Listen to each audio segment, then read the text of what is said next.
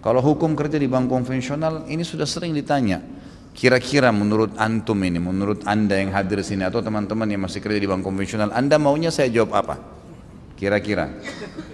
Saya jawab boleh, itu berarti saya mempertaruhkan leher saya ini di hari kiamat di mahkamah Allah. Masuk neraka nanti. Nggak boleh riba, haram, gitu kan? Jadi kadang-kadang subhanallah, ini mudah-mudahan penanya niatnya untuk mengetahui hukum ya. Tapi ada kadang-kadang teman-teman karena sudah tahu dirinya salah, sengaja bertanya, dibolak-balikan pertanyaan supaya ada jawaban iya. Nggak mungkin ustadz menjawab iya itu.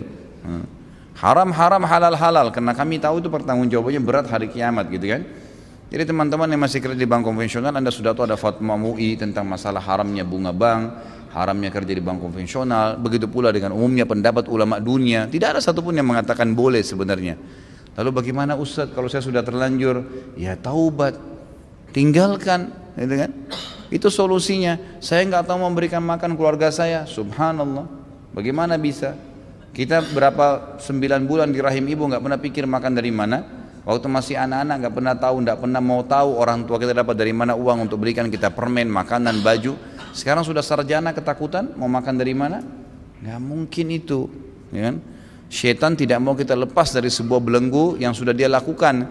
Orang yang berbuat kemaksiatan, terbiasa zina, terbiasa riba, terbiasa mencuri, terbiasa bohong, terbiasa dengan sebuah kegiatan, maka syaitan akan buat jaring-jaringnya supaya tidak lepas dari situ. Ranjau-ranjaunya banyak, beratlah, pertimbanganlah, beginilah, beragam macam. Sebagaimana ulama mengatakan syaitan itu masuk ke dalam diri manusia, bisa dia menggoda orang untuk melakukan sebuah perbuatan buruk, atau bisa dia membuat orang lain bimbang dalam mengerjakan perbuatan kebaikan. Di antara perbuatan kebaikan itu, kalau seseorang mau meninggalkan yang haram, mau taubat jalan Allah Subhanahu wa taala, diterima enggak ya taubat saya? Saya mau beri makan dari mana ya anak istri saya? Saya kalau berzina kemudian saya taubat, siapa yang mau nikahi saya ya? Dan beragam macam was-was yang akhirnya tetap membuat orang tersebut dalam belenggu dosanya. Keliru. Dalam Islam kata Nabi SAW, at-taubat tajubbu ma qablaha, taubat menutup segala kesalahan yang telah berlalu. Tidak ada masalah dalam Islam, taubat saja. Umar bin Khattab pernah kita bahas, pemabuk keras sebelum masuk Islam. Taubat menjadi seorang khalifah Rashid, yang terkenal khalifah Rashid, dan kemudian khalifah yang kedua dijamin masuk surga, dan banyak sekali fadilah. Karena Islam tidak melihat masa lalunya seseorang, yang dilihat adalah sekarang dan ke depan, kan seperti itu. Jadi saya mengajak anda dan seluruh muslimin, dan saya doakan dari hati saya mudah-mudahan Allah berikan kemudahan anda untuk meninggalkan, karena ini berbahaya sekali. Dirham, 1 dirham riba, kata Nabi SAW, lebih berat dosanya di sisi Allah daripada 36 kali berzina. Berat itu, bukan hal yang ringan. Makanya syaitan membelenggu kita di situ. Keluar saudaraku. Kalau hanya karena masalah dasi, hanya karena masalah kemeja, hanya karena masalah nama baik, hanya karena masalah sudah terlanjur dapat jabatan, dan itu semua anda mau pertahankan silakan, tapi konsekuensinya adalah ada hukuman dari Allah Subhanahu wa taala karena haram. Allah memberikan saudaraku semut di lubangnya makanan, lalu Allah tidak memberikan anda makanan? Nggak mungkin. Allah Subhanahu wa taala memberikan seluruh jutaan makhluk tiap hari makan.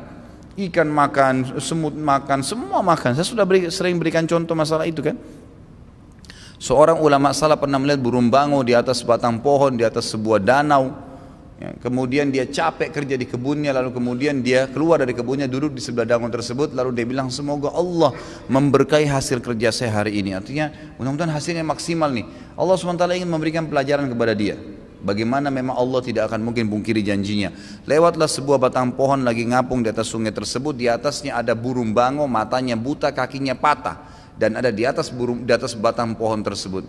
Kira-kira kata orang ini waktu dia lihat, saya ingin tahu bagaimana Allah berikan makan nih bango ini. Matanya buta, kakinya patah, di atas batang pohon yang lagi jalan. Jelas-jelas secara akal manusia sulit, dia kalau turun dia nggak tahu, mungkin bisa tenggelam karena bango, walaupun ya bisa berenang atau di pinggir-pinggir danau, dia tidak bisa sampai ke dalam, umumnya begitu.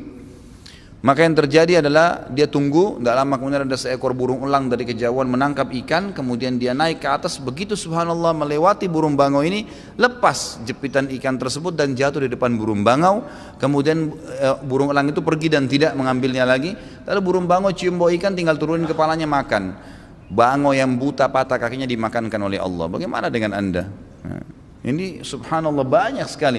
Coba lihat fenomena alam, banyak makhluknya Allah SWT, keajaiban bagaimana Allah berikan makanan, semut, burung, hewan-hewan, banyak sekali. Apalagi manusia. Jauhi yang Allah haramkan, maka anda akan tenang dengan izin Allah.